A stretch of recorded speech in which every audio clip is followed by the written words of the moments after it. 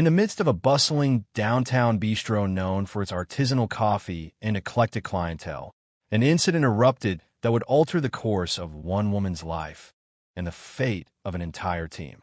At precisely 1:15 p.m., as the chatter of patrons mingled with the clink of fine china, Karen Matthews, a self-proclaimed customer service expert, with an attitude as sharp as her designer blazer, strode confidently behind the counter. Today, however, her usual smirk gave way to an expression of thinly veiled disdain as her eyes locked onto Mr. Darius Lewis, a well-dressed black man who had just approached the counter to order his favorite latte. Without hesitation, Karen's voice rang out in a tone that brooked no argument. "I'm sorry, but we do not serve people like you in first class here." The words, laced with prejudice and arrogance, hit the air like a slap. Darius, taken aback but maintaining his composure, attempted a calm explanation. But before he could reply, Karen barked, "Get out of here!" Her forceful dismissal sent ripples of shock through the room. Chairs scraped, conversations halted, and all eyes fixed on the unfolding scene. In that charged moment, time seemed to stretch. Darius's eyes widened in disbelief while his hand instinctively went to his chest, as though to shield himself from an unseen blow. Meanwhile, a hush fell over the bistro. Patrons exchanged bewildered glances. Some reached for their phones, recording the incident as it unfolded. Yet amid the clamor of outrage and confusion, an unexpected sound, a single deliberate ring of a cell phone, cut through the tension. That call, clear and authoritative, would soon serve as the fulcrum upon which everything would change. No one knew then that the voice on the other end of that call carried a secret so powerful it would expose the true identity of Mr. Lewis and upend Karen's entire world. In that split second, as the bistro's atmosphere teetered between shock and mounting indignation, every onlooker's mind filled with questions. Who was behind that call? And how could one voice dismantle the arrogance of someone who had just tried to humiliate an innocent man? The stage was set for a dramatic reversal, a moment when the tables would turn and the consequences for Karen Matthews would be swift and far-reaching. Before we go any further, subscribe to the channel and comment below where you are watching from. For our returning subscribers, thank you so much for your unwavering support. It truly means a lot to our community. Downtown Central Brew, the bistro at the heart of the city, was known for its modern, stylish interior and a diverse crowd that celebrated the best of urban life. Sleek, minimalist decor, vibrant murals on the walls, and the inviting aroma of freshly brewed coffee made it a haven for creative professionals, students, and families alike. Every afternoon, the establishment buzzed with energy as patrons relaxed in comfortable seating and engaged in lively conversation.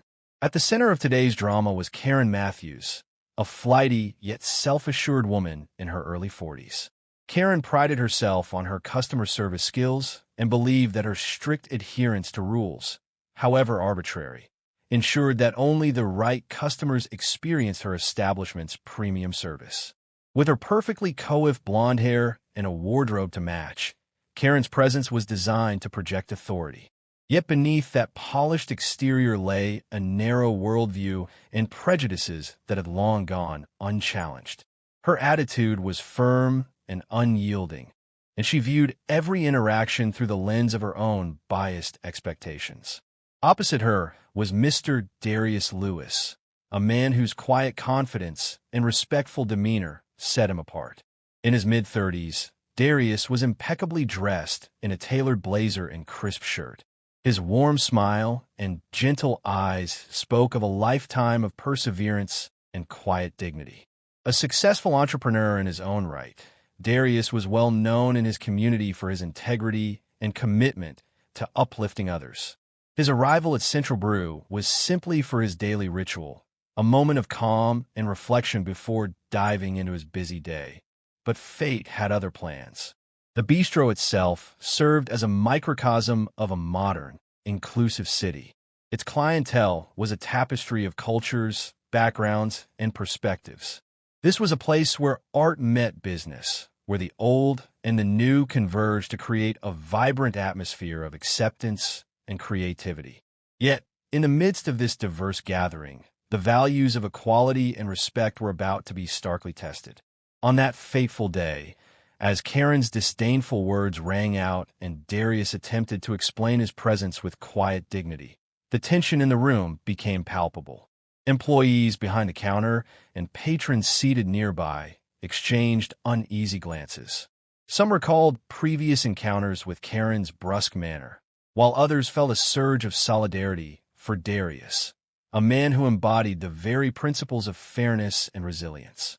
The bistro's ambient light, streaming through large windows onto polished floors, seemed to spotlight the dramatic contrast between Karen's rigid control and Darius's unflappable calm. The setting, which usually symbolized community and shared experience, now bore witness to an act that was both personal and emblematic of a larger societal issue: the persistence of racism in even the most modern, progressive spaces. Unbeknownst to many in the room, the events of that day were destined to spark a public reckoning, one that would expose hidden truths and force those in positions of power to answer for their actions. As the tension in Central Brew mounted, the stage was set for a dramatic reversal that would leave an indelible mark on everyone present. Immediately after the incident, the bistro erupted into chaos. Karen Matthews, flustered yet still clinging to her misguided authority, attempted to justify her actions to anyone who would listen. "I follow the rules to maintain our standards," she insisted in a tone that only further exposed her narrow-mindedness. But as voices in the crowd began to rise in protest, her explanations fell on deaf ears. Several patrons, their expressions a mix of anger and disbelief, began recording the scene. Social media buzzed with the unfolding drama, and soon, the hashtag Justice for Darius trended locally. Darius Lewis, meanwhile, maintained his composure despite the pain and humiliation inflicted upon him. His quiet, dignified response only intensified the public's empathy for him. Witness after witness recounted that he had done nothing more than quietly order his coffee, his presence in the bistro as unassuming as ever. The contrast between Karen's aggressive behavior and Darius's respectful demeanor was stark, and it became clear to everyone that the incident was driven not by any legitimate cause, but by deep-seated prejudice. Inside the bistro, the conflict quickly moved beyond individual opinions. Several employees, many of whom had experienced Karen's abrasive style before, began discussing her behavior in hushed tones. "This isn't the first time she's targeted someone because of their background," one staff member confided to another. These murmurs spread throughout the establishment, lending credibility to the accounts of discrimination that many had long suspected. At the same time, the management of Central Brew was alerted to the incident. An internal review was quickly initiated, and the head of operations arrived on the scene to assess the situation. He began gathering statements from witnesses, while digital footage from the bistro's cameras was collected as evidence. The initial findings painted a damning picture. Not only had Karen refused service to Darius based solely on his appearance, but she had done so in a manner that was shockingly public and degrading. As word of the incident spread beyond the bistro's walls, community leaders and local civil rights advocates began to take notice. A prominent local activist, who had long fought against racial injustice, addressed a hastily organized press conference outside the bistro. This act of discrimination is not an isolated incident. It is a symptom of a system that allows prejudice to flourish unchecked, he declared, his voice resonating with the anger and determination of a community fed up with injustice. Meanwhile, digital evidence, videos, photos, and eyewitness accounts continued to pile up on social media, fueling a growing firestorm of public outrage. The hashtag Karen Exposed began a trend, and soon local news outlets picked up the story. The bistro, once a place of warm community and shared experiences, was now the epicenter of a scandal that threatened to expose the ugly underbelly of racism in a modern setting. As the internal investigation gathered momentum, the pressure on the establishment to act was immense. The head of operations promised that a full inquiry would be launched and that those responsible for the incident would be held accountable. Yet, for many, the damage was already done.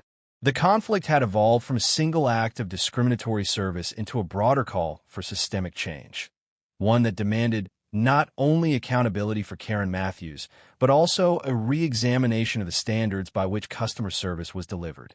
Within the bistro, the atmosphere was charged with tension and unresolved anger. Every whispered conversation, every shared video clip contributed to a mounting sense of injustice. The stage was set for a dramatic escalation, a turning point where the truth behind Karen's actions would force the entire community to confront the harsh realities of prejudice. In the days following the incident, public outcry swelled to a deafening crescendo. Social media platforms became battlegrounds for voices calling for justice, with countless posts condemning Karen Matthews' actions. Videos of the moment she refused to serve Darius and the subsequent protests by bystanders were shared widely, sparking debate about racism in modern customer service. Community rallies formed outside Central Brew, where demonstrators held signs like "Service with Respect" and "No Room for Racism." Inside Central Brew, the management moved quickly to address the crisis. A formal internal investigation was launched, and the head of operations, Mr. Anthony Reyes, held an emergency meeting with his senior staff. "We cannot allow discriminatory behavior to tarnish our reputation," he stated firmly. Digital evidence from security cameras was reviewed alongside witness testimonies, all of which painted a consistent picture. Karen Matthews had refused service solely based on Darius Lewis's race, and the act was both public and degrading. As the investigation progressed, internal emails and past customer complaints about Karen began to surface. It emerged that this was not an isolated incident. There were several reports from customers who had felt disrespected by her behavior, though none had garnered the widespread attention that this incident did. This accumulation of evidence ignited a firestorm among the staff, with many employees speaking out in support of Darius and demanding accountability. "We have known for too long that this kind of behavior is hidden behind closed doors," one employee remarked during a private meeting. "Today, the truth is out for all to see." The escalating tension was further amplified by the involvement of local media. A well-known investigative journalist visited the bistro and conducted interviews with shocked customers and staff members, further exposing Karen's pattern of discriminatory behavior. Her story, once confined to a single incident, now appeared as a glaring symptom of a systemic issue within the service industry, a message that resonated with people far beyond the walls of Central Brew. As public pressure mounted, community leaders organized a series of town hall meetings and public forums to discuss the incident and its broader implications.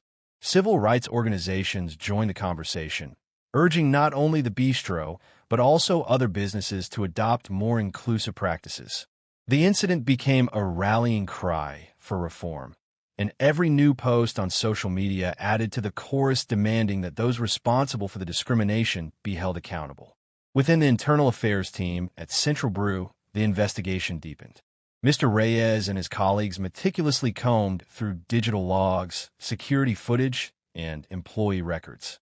They discovered a pattern that confirmed what the public already suspected.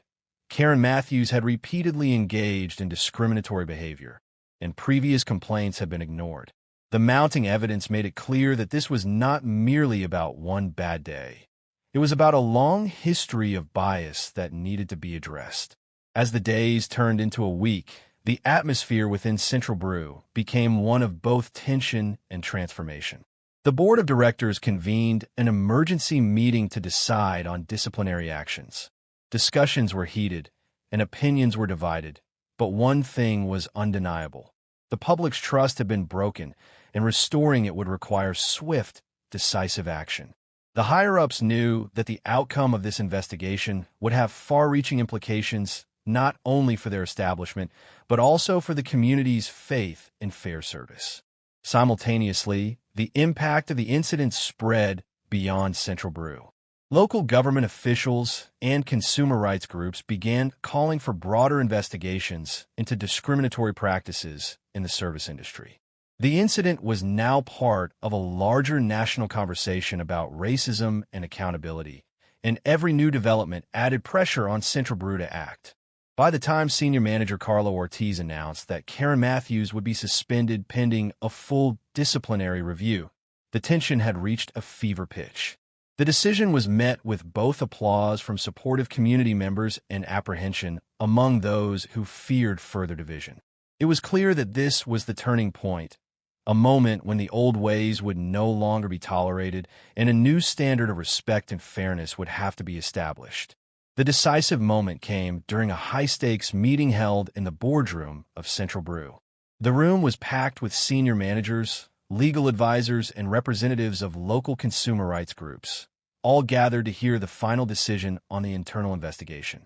With a steady and resolute tone, senior manager Carlo Ortiz took the podium. After a comprehensive review of all evidence, she began, "It is clear that flight attendant Karen Matthews' actions were driven solely by personal bias. Her refusal to serve Mr. Lewis was not only unprofessional, it was a blatant act of discrimination that has no place in our community." Her words, measured and unwavering, resonated in the hushed silence that followed. Ortiz continued, "Effective immediately, Karen Matthews is suspended from duty, pending a full disciplinary review. This decision is not merely punitive. It is a statement that we will not tolerate any form of discrimination in our establishment." The announcement sent shockwaves through the room. The faces of those present, staff, board members, and community representatives alike, reflected a mixture of relief and determination. At that moment, a calm voice rose from the back of the room. It was Darius Lewis, the man who had been at the center of the incident. Rising to his feet with quiet dignity, he addressed the assembly. "I have always believed that every person deserves to be treated with respect. Today, I stand not as a victim, but as a voice for all who have suffered under unfair treatment. Let this be a turning point, a moment where we all learn that prejudice will never be tolerated." His words, simple yet powerful, struck a chord with everyone present, and a wave of applause swept through the room. As the turning point unfolded, the board presented a comprehensive dossier of evidence, a collection of security footage, internal memos, and customer testimonies that documented a disturbing pattern in Karen's conduct. With every piece of evidence laid bare, it became undeniable that her actions were part of a larger issue. The Internal Affairs panel unanimously agreed that the evidence was irrefutable and that swift action was necessary to restore trust and accountability. The final verdict, delivered in that tense meeting, was a resounding declaration. No one, not even a long-serving employee, was above accountability. The shock on Karen Matthews' face, captured by every camera in the room, was a silent testament to the fact that her actions had finally caught up with her. For the community, for Darius Lewis, and for every customer who had ever been treated unfairly, this moment marked the beginning of a new era, a future where justice and respect would prevail over prejudice.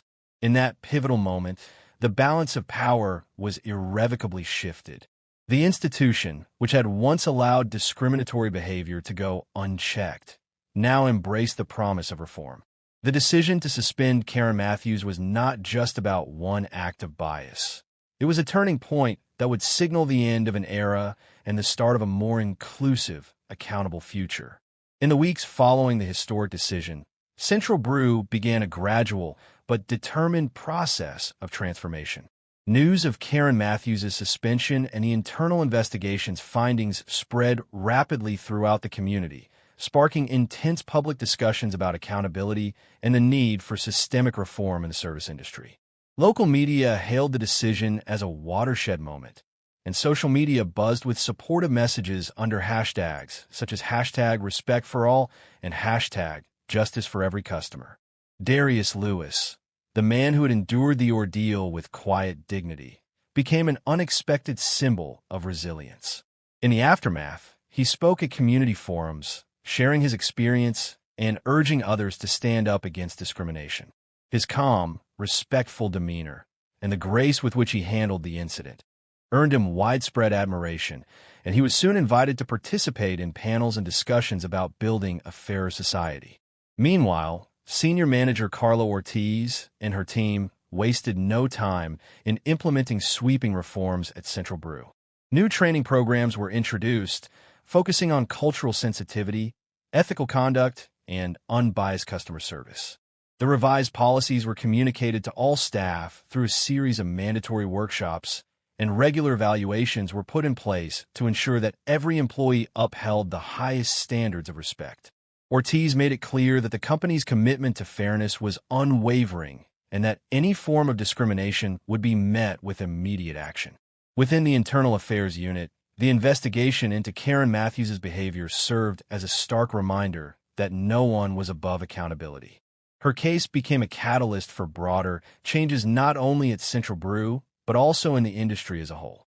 Other businesses began to review their own policies, and the incident spurred a nationwide conversation about the importance of inclusive service and respect for every customer. Community leaders and civil rights organizations organized town hall meetings and public discussions to address the underlying issues that had allowed such an incident to occur. Banners reading "Every Customer Matters" and "Stop Discrimination Now" adorned public spaces, and local politicians pledged to support initiatives aimed at eradicating bias from the service sector. The collective voice of the community was strong and clear. Justice must prevail, and systemic change was long overdue. In one final, poignant public gathering held outside City Hall, Lieutenant Marcus Daniels addressed a diverse crowd under the glow of the setting sun. "Today, we have taken a decisive step toward a future where every individual is treated with the respect they deserve," he declared. "Our actions here will serve as a reminder that no act of discrimination, however small, will be allowed to stand unchallenged. Together, we are building a community based on fairness, accountability, and unity." His words were met with a chorus of applause, and the mood was one of hopeful determination. As the days turned into weeks, Central Brew slowly regained its reputation as a welcoming and inclusive space. Customers returned, confident that the company had learned from its mistakes and was committed to serving every patron with dignity. The painful episode that had shocked the community became a turning point, a catalyst for change that would echo for years to come. The legacy of that fateful day, marked by the courageous stand of Darius Lewis and the unwavering demand for accountability, would serve as a beacon of hope for future generations. Central Brew and the community at large emerged on the threshold of a new era, one defined by respect, fairness, and the unyielding belief that every person is worthy of dignity. The transformation was not immediate, but the seeds of change had been sown, promising that justice, once pursued relentlessly, would eventually triumph over prejudice.